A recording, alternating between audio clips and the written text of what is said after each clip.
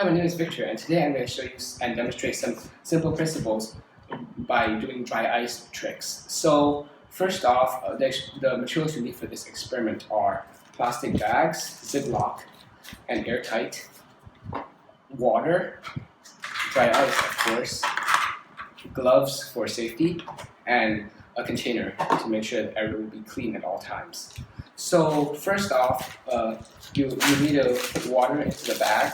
Put around 1/5 of the bag. Fill around 1/5 of the bag with water.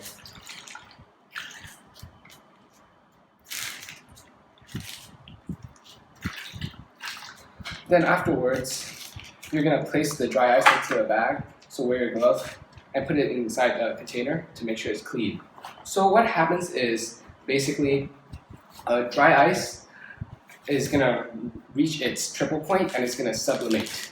So basically, the van der Waals forces in the carbon dioxide molecular forces are not that strong, and also dry ice tends to sublimate. Thus, when it sublimates, it will also from the water, though it normally does it naturally, but with water it will speed up the rate, and then afterwards it's going to expand the bag as gas takes up more space than normal solids. So thus, this bag is going to explode.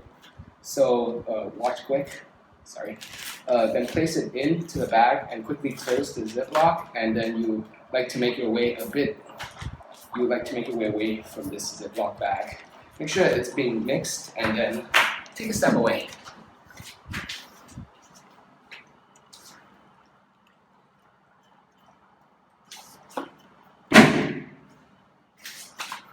Okay, so just reiterating, make sure you do it in a container so that all the contents will not fly around. So that's pretty much it. Thanks for watching, and bye.